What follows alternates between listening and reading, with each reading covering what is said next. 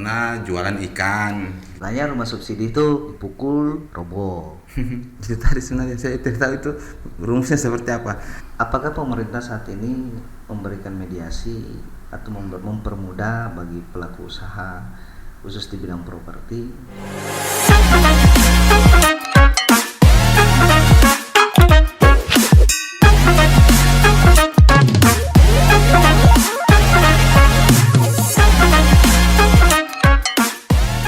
Luar biasa. Salah satu bisnis yang bisa dikatakan sampai saat ini masih menjanjikan adalah bisnis properti perumahan. Tentunya bisnis ini ketika kita melihat, tentu dia makin hari makin berkembang, dan beberapa survei ya menyatakan bahwa ternyata masih banyak ya masyarakat Indonesia yang belum memiliki rumah.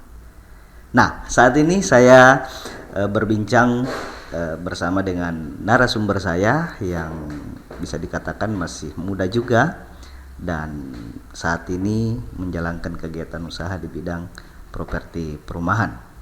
Nah, mungkin saya akan memperkenalkan terlebih dahulu. Assalamualaikum, Kanda. Waalaikumsalam. Apa kabar ta ini? Baik-baik. Beliau ini adalah Bapak Isbahuddin, atau biasanya saya panggil Kanda Isbahuddin, ya. Yeah. Dan saat ini luar biasa ya, dari masa ke masa sudah banyak ya perjalanan khususnya di bidang properti. Yeah. Di masa pandemi gimana?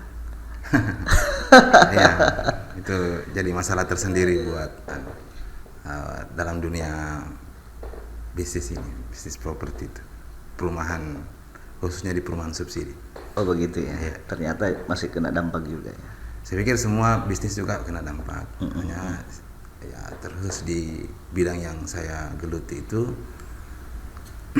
ya cukup terasa. Cukup terasa. Ya, seperti itu.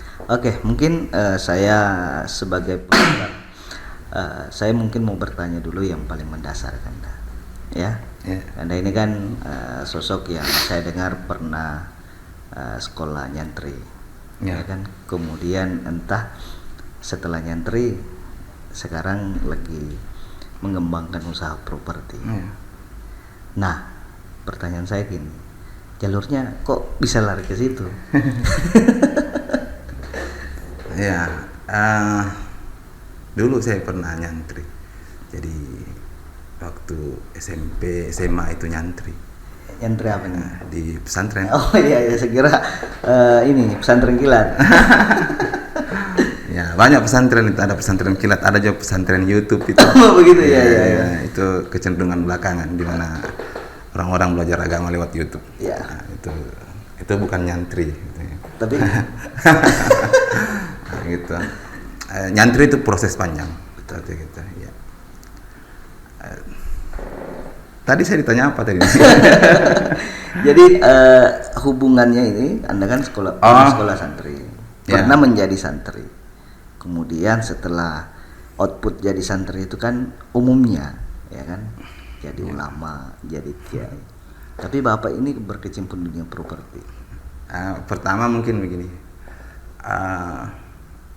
kita bisa misalnya menjadi apa saja seperti itu. Terlepas dari latar belakang apapun yang kita punya. Waktu saya nyantri, sebenarnya juga saya tidak pernah bercita-cita untuk menjadi seorang ulama. Seperti gitu. Melihat para ustadz saja yang seperti begitu, ilmunya saya pikir repot itu seperti gitu. Itu pertama, saya tidak pernah bercita-cita untuk itu. Lepas dari nyantri, kemudian masuk ke bangku kuliah, disitulah kemudian kelihatan bahwa ternyata hidup itu tidak sesempit pondok pesantren. Seperti gitu. Saya melihat bahwa hidup itu tidak bisa diselesaikan cukup dengan misalnya sekedar nyantri. Seperti gitu. Kita butuh banyak hal lain selain sekedar nyantri saja, seperti gitu, untuk kemudian bagaimana menjalani rumitnya hidup itu. Seperti gitu. hidup tidak sesederhana yang itu tadi seperti gitu ya. Makalah kemudian saya menapaki itu. Di sisi lain juga waktu itu sudah ada beban seperti gitu. Banyak hal yang mesti prioritaskan dalam hal finansial seperti gitu. Kalau kemudian saya masuk ke dunia properti rumahan itu. Saya lebih senang sebenarnya menyebut itu sebagai jual rumah gitu, ya. Saya lebih senang disebut sebagai seorang wirausaha misalnya ketimbang sebagai seorang pengusaha. Karena pengusaha itu konotasinya terlalu besar seperti itu. Kalau wirausaha itu ya seperti pedagang saja begitu. Sebenarnya maknanya sama saja. Ya, hanya kalau dipahami itu seperti terkesan terlalu besar seperti begitu. Oke. Baik, karena Ispan kita lanjut obrolannya. Setelah Anda sudah sudah menjadi santri, lulus ya kan. Kemudian melanjutkan studinya di salah satu perguruan tinggi yang ada di Kabupaten Kolaka. Nah, sebelum jadi developer, kira-kira aktivitas sehari-harinya Pak Ispan ini untuk memenuhi kebutuhan sehari-harinya itu apa saja? Ya. Jadi setelah nyantri itu saya kan masuk ke bangku kuliah itu. Ya. Awalnya sih saya kuliahnya di UMI. Oh, di UMI. Iya. Kuliah di UMI di Fakultas Ekonomi. Iya. Setahun seperti itu. Baliklah saya ke kampung. Ini balik. Ya, balik setahun. ke Kolaka. Setahun kuliah di ekonomi UMI. Itu balik ke Kolaka, kuliah di USN. Nah gitu. Waktu kuliah di USN itulah kemudian saya kemudian mulai buka beberapa bisnis. Ya. Gitu. Wah, jadi sebelum developer memang sudah pernah menjalankan beberapa bisnis. Ya, saya bilang beberapa bisnis itu untuk menutupi kegagalannya itu. Gitu. Jadi sebenarnya itu misalnya dulu pernah jualan ikan gitu. Jualan ikan? Ya, jual ikan. Partai, eceran? Partai. Oh, partai. Ya, jadi dalam bentuk banyak kirim ke daerah-daerah gitu. Kemudian gagal. Gitu. Gagal kemudian waktu itu kan putus kuliah nih ceritanya. Jadi balik dari UMI tidak langsung ke USN. Iya. Tidak langsung ke kuliah di sini. Mengisi kekosongan itu saya buka beberapa bisnis, misalnya bisnis ikan, kemudian pernah juga bisnis hasil bumi, itu gagal juga. Pernah kemudian bisnis gudang, gitu. Waktu itu gudang gula terigu. Oh, iya. Kirain gudang sewa gedung gitu. Gagal juga gitu. Nanti kemudian inilah kemudian di bisnis terakhir ini yang bisnis perumahan. Itu bisnis yang terakhir yang saya geluti gitu setelah melewati beberapa gagal-gagal itu. Seperti itu. Nah, tentunya biasanya nih ya kan kalau pemuda dalam menjalankan satu bisnis kemudian gagal, ya bisa saja dia frustasi. Dia mungkin pindah di beberapa selain usaha, ya kan? Beberapa kegiatan lah misalnya. Nah, Anda ini masih fight aja, tetap pada jalur koridor yang sama, tetap pada bicara tentang bisnis meskipun item bisnisnya yang berbeda. Nah, ketika Anda merasa gagal dari beberapa usaha, kemudian mencoba untuk bangkit kembali dengan usaha baru yang namanya properti, bagaimana Anda bisa menguatkan mental Anda? Strategi apa yang Anda terapkan dalam menjalankan usaha bisnis properti? Jadi waktu itu kan banyak kebutuhan tuh yang kemudian memaksa untuk tetap harus memulai yang baru setelah melewati kegagalan yang sebelumnya. Seperti itu. Dengan demikian ya sebenarnya waktu itu saya belakangan itu saya menyadari, waktu itu kan saya putus kuliah tuh. Iya. Dengan ilmu pas-pasan kemudian membangun bisnis yang karena ilmunya pas-pasan ya gagal seperti begitu. Waktu itu belakangan kemudian saya menyadari, makanya kemudian saya mulai kuliah kembali. Di kuliah kemudian banyak berdiskusi dengan teman-teman, banyak baca buku seperti begitu, sambil kemudian membuka bisnis baru itu, yang terakhir itu, yang bisnis perumahan itu, jual rumah itu. Oke, Kanda Ispa, mungkin bisa diceritakan mulai mengenal dunia properti itu dan mungkin actionnya mulai kapan? Saya dirikan perusahaan properti itu tahun 2006, tapi ya kemudian dapat pekerjaan itu mulai tahun 2007. 2006, kemudian action di tahun 2007. Action di betul-betul punya proyek begitu. Gitu. Tapi kemudian ada proyek di Kolaka, waktu itu ada di Tahua, di Kelurahan Tahua, ada di Balan DT, ada Balan DT itu ada 3. Jadi proyek pertamanya di Tahua? Iya, di Tahua. Berapa unit? 36 unit. 36 unit. Iya. Habis semua ya. Nah, mungkin tentunya di proyek pertama ini kan Anda bisa dikatakan pemula. Ya kan, tentu banyak hal-hal yang mungkin bisa menjadi tantangan atau bisa menjadi resiko dalam pekerjaan itu. Dan biasanya kalau pemula itu kan terlalu banyak pertimbangan. Nah, di proyek pertama Anda ini 36 unit semuanya terjual. Nah, strategi apa yang Anda jalankan sehingga proyek pertama ini berhasil? Atau bagaimana? Ya itu tadi, kalau kita bilang bahwa sebagai seorang pemula ya di situ betul-betul banyak kendala seperti itu.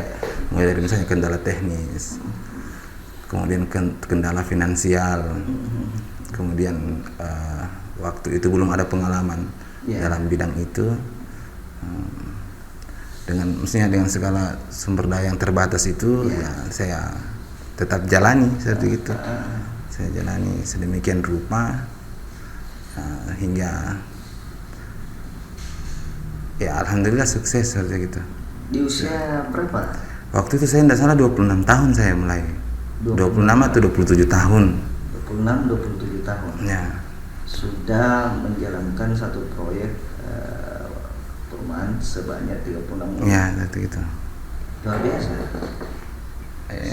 Ya, satu kesempatan yang mungkin Anda manfaatkan di usia saat itu, yang mungkin jarang di usia itu bisa mengolah satu proyek yang dimana itu bukan proyek biasa. Ya entahlah ya, kalau untuk skop Kolaka mungkin tapi sebenarnya tidak juga, karena ada beberapa teman-teman waktu itu, saya berdua, ada teman developer juga satu, muda juga orangnya, mungkin seusia saya juga waktu itu. Gitu. Iya, maksud saya tidak juga yang termuda waktu itu. Nah, gitu. Karena kalau saya di usia 26 tahun itu masih kuliah. Iya. Belum tahu cari uang lah. Ya, maaf, ini sudah kandagan, sudah bisa ini ya, sudah pintar cari uang yang kemudian. Oh ya, di penjualan 36 itu apakah pada saat action pertama langsung terjual habis atau bagaimana? Setahun itu dia habis. Oh, 36 ya, setahun. Jadi kalau saya tidak salah waktu itu, kalau saya mulai dari 2007, dia selesai 2008. Ya, satu itu. Penjualan komersil subsidi? Subsidi waktu itu saya mulai. Ini. Kenapa Anda memilih penjualan dalam bentuk subsidi? Kalau misalnya pertanyaan itu dulu di masa itu, saya waktu itu saya kan memang tidak punya banyak pengetahuan dalam bidang ini, sehingga kemudian ya bolehlah dibilang saya jalan itu tidak hanya sekedar meraba-raba saja, Ya. seperti gitu, tidak punya analisis yang mendalam tentang itu, tidak ada analisis pasar, tidak ada analisis lain terkait bisnis itu. Saya jalan saja seperti begitu, hanya saja mungkin bertepatan orang lagi butuh rumah, makanya laku, kemudian laris seperti itu, 1 tahun itu selesai. Gitu. Memang kalau program subsidi itu ya satu kesyukuran dari kita terhadap pemerintah kita itu karena subsidi itu dibantu di suku bunga dan dibantu di uang muka, sehingga kemudian memudahkan bagi masyarakat kecil yang belum punya rumah untuk segera punya rumahnya seperti begitu. Jadi sangat dibantu gitu. Jadi makanya kemudian masyarakat yang beli rumah itu menjadi ringan dalam memperoleh rumah itu. Begitu. Proyek kedua di mana? Di Balandete. Balandete. Iya. Berapa unit? Sekitar 140. Wah, Iya. subhanallah. 140 itu tahun 2009 lah. Gitu. Setelah yang pertama itu. Di Balandete ya? Ya, Balandete. Balandete. Kemudian 2000 semua terjual habis juga. Ya sekarang bolehlah saya bilang itu habis, selesai. Oh gitu, sudah selesai ya? Ya, selesai. Berapa tahun itu proyeknya selesai? Lama terjual gitu, habis? lama itu. Karena kan waktu itu, waktu saya buka yang Balandete itu ada beberapa juga yang saya buka lain.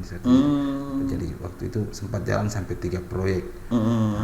Makanya kemudian baru tempat titik-titik lokasinya itu relatif tidak jauh, berdekatan seperti itu. Makanya kemudian konsentrasinya itu terbagi. Orang-orang ada yang pilih di Balandete, ada yang pilih di di samping seperti itu. Jadi tidak fokus pada tempat. Beda dengan yang pertama. Yang pertama fokusnya satu. Gitu. Nah, 5 atau 10 itu sangat dipengaruhi oleh titik lokasi. Lokasi juga sangat mempengaruhi. Ya, letak strategisnya. Oh gitu. Nah, gitu. Misalnya dia berapa menit dari rumah sakit, berapa menit misalnya dari area perkantoran. Nah, itu akan mempengaruhi konsumen dalam memilih. Baik Pak Ispan, saya tadi kayaknya belum terjawab ini. Kira-kira untuk memulai usaha properti ini, apakah memang kita bisa memulai tanpa harus ada modal yang besar atau memang 0 rupiah gitu? Karena beberapa artikel juga saya baca, katanya Anda bisa menjadi seorang pengusaha properti dengan memulai dengan 0 rupiah. Kalau dibilang 0 rupiah tidak juga sebenarnya. Gitu. Tapi kalau misalnya punya sampai 20%, 30% dari total biaya yang dibutuhkan itu sudah bisa. Kalau misalnya kita bisa bangun kerjasama dengan pemilik lahan. Selain bangun kerjasama, mungkin bisa dibocorkan kepada sahabat Ganas yang dimana setelah mungkin nonton video ini kemudian dia mencoba untuk berkecimpung dalam usaha properti. Begini, kalau misalnya punya keluarga di bank gitu, ya minta saja kredit gitu. Oh itu ya? Iya, bisa dengan cara begitu. Tapi bank juga minta agunan. Agunannya itu tadi tanah yang kita kerjasama. Oh. Nah, gitu. Makanya misalnya kita kan bisa buat perjanjian notaril tuh. Iya. Buat MOU misalnya antara saya sebagai selaku pelaksana lapangan, kita sebagai misalnya pemilik lahan. Iya. Jadi gitu. Jadi dibuat perjanjian sedemikian rupa. Iya. Termasuk misalnya perjanjian tentang apakah nanti sertifikat lahan yang kita punya ini itu dijadikan agunan ke bank atau tidak. Gitu. Oh begitu. Gitu. Dan ternyata trik itu beberapa developer berhasil. Iya, begitu. Itu kan sulit itu untuk kemudian misalnya mengadakan dana ratusan juta pada awalnya gitu. Starting awal berapa minimal? Tergantung luas lokasi gitu. Kemudian kedua tergantung tipe rumah apa yang mau dibangun gitu. Karena menurut pengalaman saya itu selalu ada rumah contoh pada awalnya. Itu butuh dana tunai, itu butuh cash gitu ya. Butuh dana segar untuk mengadakan 1 unit rumah contoh itu. Gitu. Jadi selalu ketika kita mau action itu ya target pertama adalah membangun rumah contoh. Ya, harus begitu karena konsumen itu lebih percaya bukti itu ketimbang misalnya hanya sekedar pasang brosur. Oh. Ya, kalau kita mulai penjualan dengan brosur, nanti konsumennya misalnya usernya tiba di lapangan, dia lihat tanah kosong. Seperti itu. Oke, dalam usaha properti Anda ini pasarannya kan lebih mengarah pada subsidi. Ya. Nah, ini yang mungkin juga sedikit bisa diberikan pencerahan kepada masyarakat. Subsidi itu seperti apa sih? Subsidi itu adalah program pemerintah dalam menuntaskan kesenjangan antara kebutuhan rumah dengan ketersediaan rumah. Nah, jadi misalnya ada kebutuhan rumah 10, yang tersedia itu misalnya hanya 5, berarti ada backlog sebesar 5. Nah, gitu. Nah, pemerintah dalam hal ini mengeluarkan satu program rumah subsidi untuk menutupi yang 5 tadi itu. Oh, begitu. Seperti gitu, melalui bantuan misalnya ada bantuan uang muka, bantuan di subsidi bunga misalnya. Nah, seperti begitu itu. Jadi memang dengan adanya program pemerintah terkait dengan rumah subsidi ini memang untuk diprioritaskan bagi masyarakat. Untuk masyarakat yang berpenghasilan rendah. Di situ standar penghasilan rendah itu berapa? Dulu pernah maksimal 4 juta. Terus belakangan ini naik menjadi 6 sampai 8 juta. Oh, saat ini 8 juta. Gitu. Jadi bagi sahabat ganas yang memiliki penghasilan paling banyak 8 juta, berarti bisa beli rumah subsidi. Bisa. Tapi ini sebenarnya kan stigma masyarakat terkait dengan rumah subsidi. Katanya rumah subsidi itu dipukul roboh, baru 2 bulan ditinggalin retak-retak. Nah, bagaimana Anda mencoba untuk membuang stigma itu? Jadi sebenarnya masyarakat juga perlu tahu bahwa sebenarnya rumah subsidi itu tidak identik dengan pertama, dia tidak identik dengan kualitas rendah. Jadi subsidi itu tidak dalam pengertian dia kualitasnya rendah. Nah, seperti gitu. Karena itu tentu saja akan kembali kepada pelaku usahanya masing-masing. Dalam misalnya membuat kualitasnya itu seperti apa gitu. Itu sangat dipengaruhi seperti misalnya oleh sejauh mana seorang developer memberikan sentuhan pada rumah-rumah itu, produknya itu. Begitu. Yang kedua, rumah subsidi itu tidak identik dengan murah. Sebenarnya rumah subsidi itu mahal. Hanya dia disubsidi oleh pemerintah, makanya murah. Misalnya gini nih, harga rumah subsidi sekarang itu kan 156 juta. 500. Nah, saya pakai harga 156 juta tanpa 500. Nah, itu uang muka kan seharusnya 20% kalau normal tuh. Tapi program pemerintah berhasil mempres itu kemudian menjadi sisa 5%. Jadi 7.800.000. Itu DP-nya. Nah, DP-nya. Dari uang muka toh, DP. Jadi dari 7.800.000 kemudian disubsidi lagi oleh pemerintah sebesar 4 juta. Ada namanya SBUM, subsidi bantuan uang muka. Itu dibantu 4 juta sehingga kemudian yang dibayar oleh pembeli itu hanya 3.800.000 uang muka. Itu. Jadi sebenarnya tidak murah. Hanya pemerintah bantu makanya terasa murah. Jadi dia bukan murah, hanya terasa murah saja begitu. Hanya terasa murah. Ya, terasa murah dan terasa murah itu karena bantuan pemerintah. Ya, begitu. Kemudian misalnya angsuran tuh. Angsuran normal sekarang suku bunga pasar itu di angka 14% misalnya. Itu kalau di kalkulasi itu dapatnya untuk misalnya 1.500.000-an begitu. Tapi karena pemerintah subsidi sampai 7-9%, makanya kemudian bunga itu sisa 5% saja yang dibayar oleh pembeli. Nah, gitu. Jadi dapatlah misalnya sampai 1.100.000 atau 1.200.000 paling tinggi untuk angsuran sekarang gitu. Kalau pembeliannya secara cash apakah berlaku juga? Itulah masalahnya. Tetap harus ikut harga normal dari developer. Tetapi Jadi kalau misalnya harganya 156 juta, kalau mau lewat KPR dapat subsidi pemerintah, kalau cash tidak dapat subsidi pemerintah. Jadi kalau cash tidak dapat subsidi. Iya. Oh, iya. Dalam logika pemerintah, kalau sudah punya uang sebesar 156 juta, berarti sudah tidak masuk kategori masyarakat berpenghasilan rendah itu. Iya. Begitu. Jadi tidak perlu lagi disubsidi begitu. Begitu maksudnya.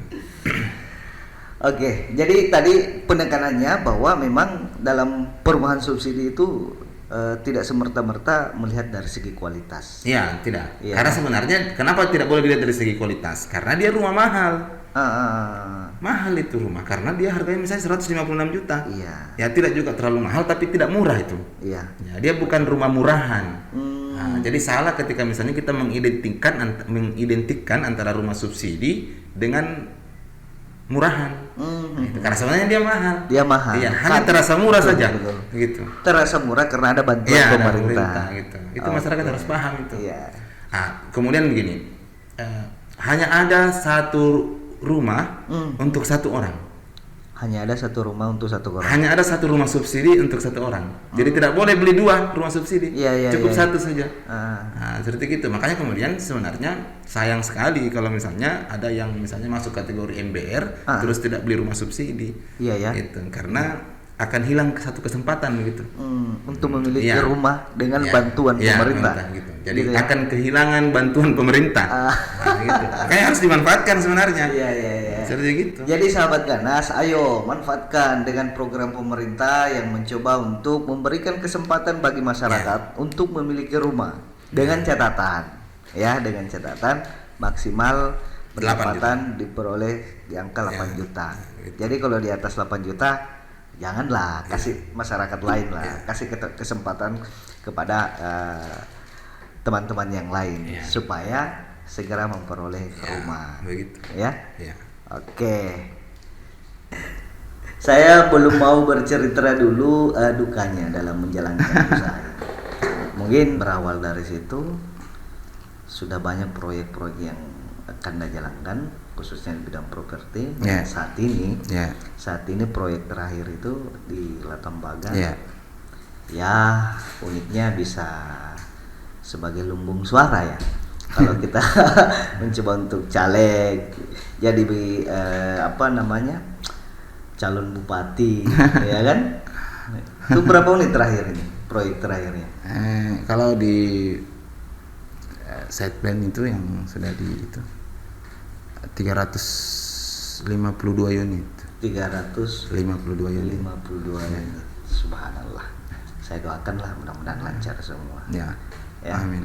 Nah, mungkin bisa diberikan semacam nasihat ya atau motivasi bagi pelaku developer pemula yang kemudian sekarang ini kan kalau kita melihat alhamdulillah ya kan di era pandemi ini ternyata banyak pemula developer yang mencoba untuk mencicipi usaha bisnis properti seperti itu.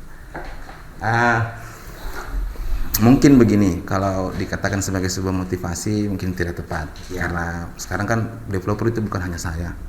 Ada beberapa teman-teman yang kemudian muncul sedemikian rupa dan justru mereka besar-besar. Seharusnya bahkan saya sekarang berpikir saya mencoba untuk ketemu sama mereka supaya mereka saja yang nasihati saya, memberi saya motivasi. Saya gitu. Ya seperti itu. Inilah kalau IQ-nya tinggi sekali. Jadi tidak. Ya saya juga bingung itu. Mereka itu kemudian bertumbuh sedemikian rupa dan besar-besar. Besar seperti begitu. Saya kadang berpikir, mungkin saya perlu belajar kembali, atau mungkin ada yang saya lewatkan seperti begitu. Makanya kemudian saya kecil, mereka yang besar seperti itu. Tapi saya dengar-dengar katanya Anda ini banyak melahirkan beberapa developer yang saat ini alhamdulillah sudah berkembang. Sebenarnya mereka itu tidak lahir dari saya. Sebenarnya mereka ada beberapa yang teman diskusi seperti itu. Ini pengakuan mereka sendiri loh, bukan dari saya. Saya hanya mengutip.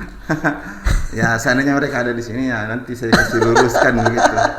Memang ada beberapa teman itu yang pernah waktu saya jadi awal-awal jadi developer itu kan aktif juga di dunia pemuda, gitu, mahasiswa juga seperti gitu. Nah, ada beberapa teman-teman yang suka diskusi sama saya, karena waktu itu lagi semangatnya dalam bisnis ini. Mungkin ketika saya misalnya cerita tentang dunia ini, mereka tangkap seperti itu. Mereka kemudian jadikan itu untuk buka bisnis yang sama. Gitu. Bisa mungkin disebut namanya? Teman-teman itu seperti misalnya ada Aswar Daud, Aswar Daud Tahir, seperti gitu. Kemudian ada Jus Amin. Jus Amin itu dulu di teman diskusi semua. Gitu. Sekarang mereka besar dan mungkin kalau ketemu nanti saya mau belajar juga sama mereka gitu. Gitu. Beginilah kalau guru. Ya. Oke, Kanda Ispan.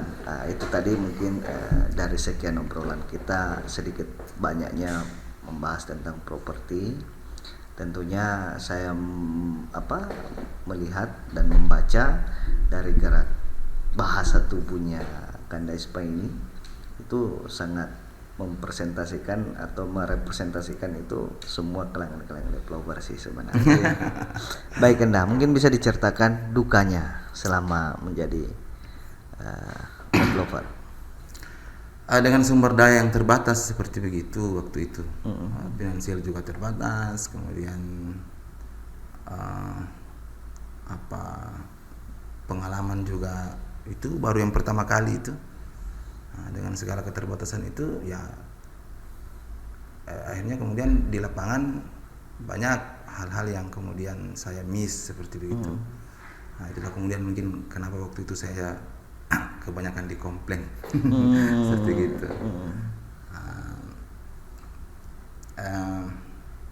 Ya sebenarnya duka yang paling berat itu adalah ketika misalnya ternyata apa yang saya persembahkan begitu kepada masyarakat ternyata itu tidak sesuai dengan ekspektasi mereka seperti gitu.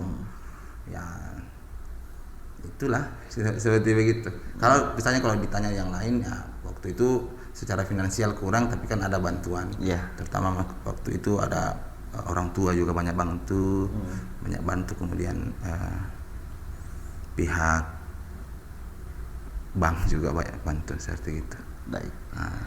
Ini mungkin setelah saya melihat sepak terjang Kanda Ispan ini mungkin bisa sedikit bocoran ya. Saya minta bocoran. Rumusnya itu Anda bisa sukses ya kan dalam menjalankan usaha ini itu apa sih sebenarnya? Itu tadi sebenarnya saya tidak tahu itu rumusnya seperti apa. Tapi sebenarnya menjadi seorang developer itu sama saja dengan misalnya kalau kita jual kue itu. Kalau kita jual kue kita butuh misalnya terigu, gula, telur, seperti gitu. Dibuat sedemikian rupa menjadi kue baru kemudian dijual. Selesai dibuat kuenya, dijual lah kuenya itu. Kalau misalnya biaya produksinya misalnya 5.000, terus kuenya kita jual 10.000, untunglah kita 5.000. Dalam dunia developer itu tidak ada bedanya. Itu misalnya kita bikin aduk semen, pasir, bata begitu. Nah tentunya dalam menjalankan bisnis ini Pak Ispan kan nggak mungkin sendiri. Nah, siapa orang-orang yang ada di belakang?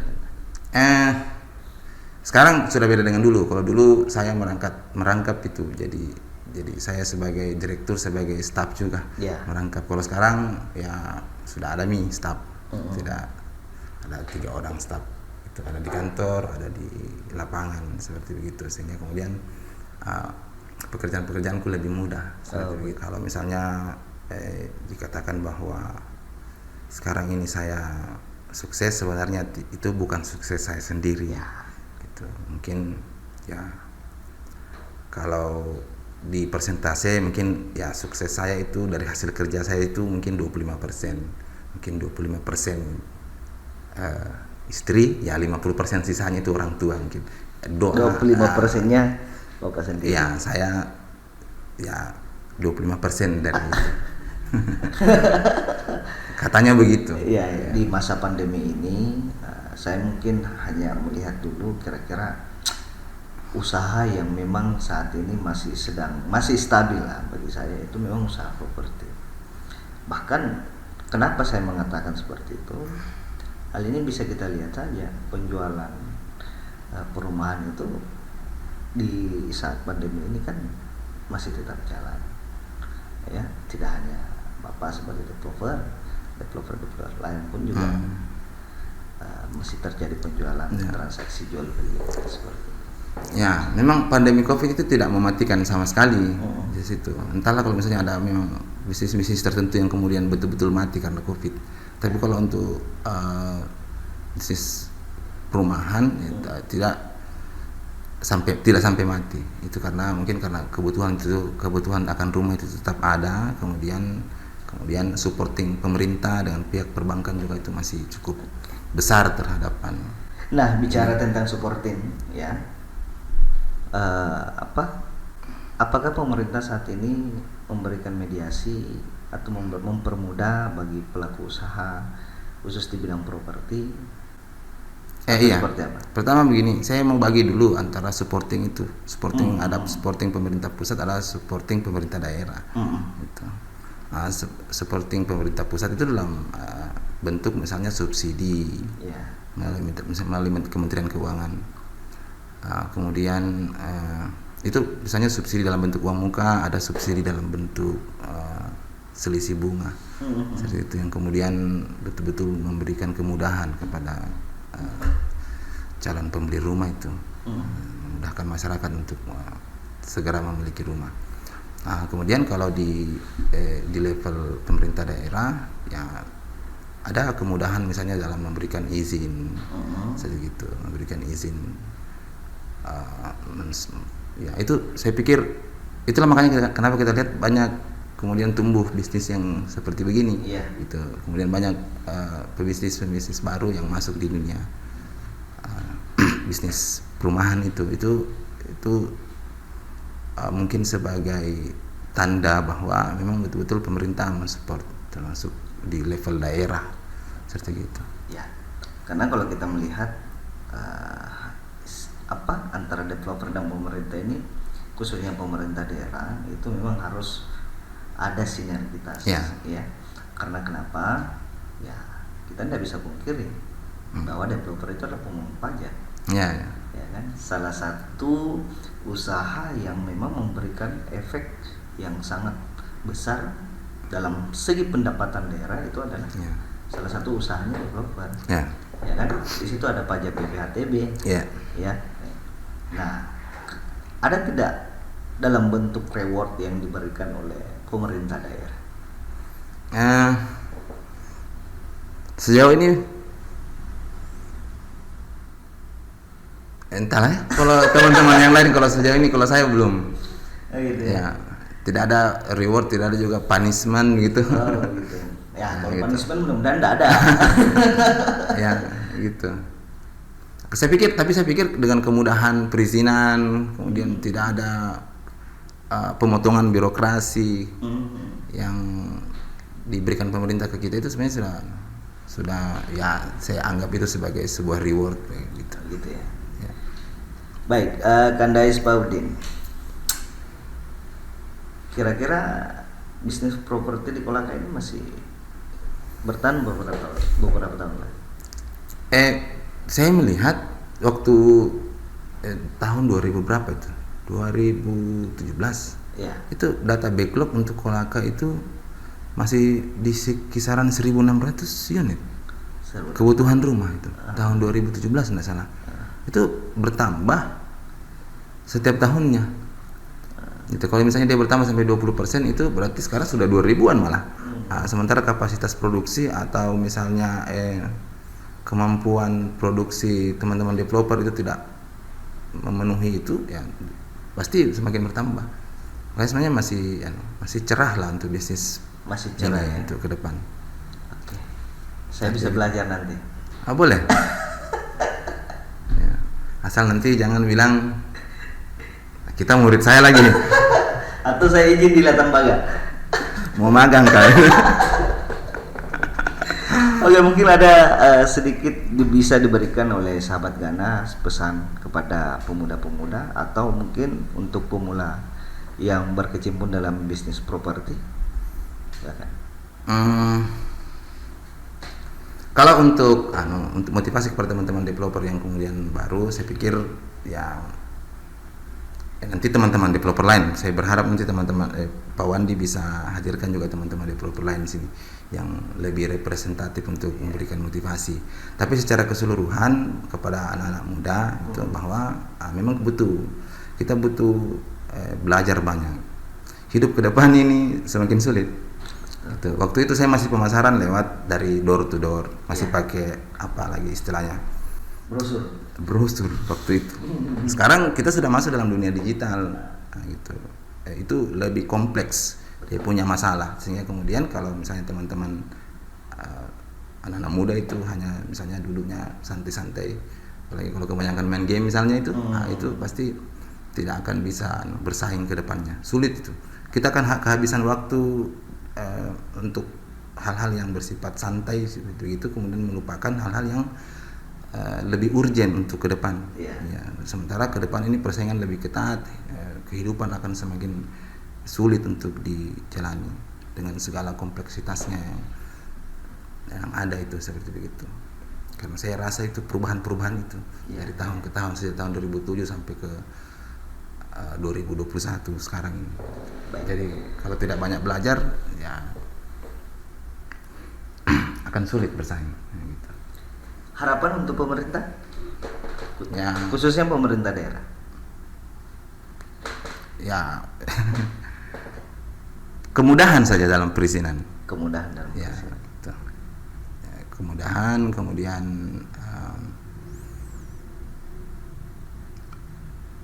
pemangkasan dalam birokrasi misalnya. Gitu. Jadi supaya kita tidak terlalu panjang gitu. Gitu. Tapi semuanya alhamdulillah pemerintah dalam hal ini masih memberikan pelayanan yang baik lah. Seperti ya.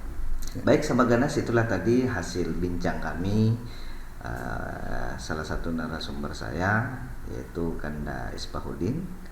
Ya tentunya banyak hal yang bisa kita petik dari sharing kita atau diskusi kita pada malam hari ini, yang dimana beliau ini ternyata di usia yang memang sangat masih muda, di usia 26 tahun yang sudah memulai bisnis properti perumahan, dan alhamdulillah ya sudah beberapa proyek, dan terakhir yang saat ini dijalankan proyeknya itu ada di Lembaga yang berdasarkan state plan-nya itu kurang lebih 400 unit. 350-an. Sukses selalu Kanda. Siap. Mudah-mudahan diberikan kesehatan. Tetap. Amin. Sudah divaksin? Akan vaksin. Oke, tolong divaksin saja ya. Siap. Supaya untuk menghindari atau membatasi penyebaran COVID ini. Oke sahabat Ganas, jangan lupa subscribe and share dan like. Sekian, assalamualaikum warahmatullahi wabarakatuh.